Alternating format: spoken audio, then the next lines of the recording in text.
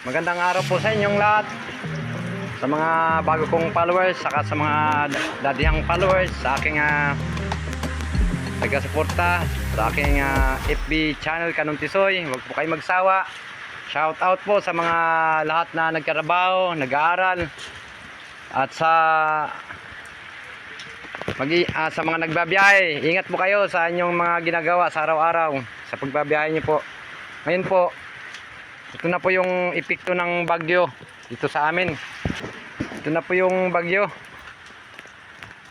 Ito yung buntot ni Julian naiwan kasi umikot siya mula Batanes hanggang dito sa amin. Ngayon po, napakadilim sa aming lugar. Mula pa po kahapon hanggang lalo sa gabi, ang lakas ng ulan.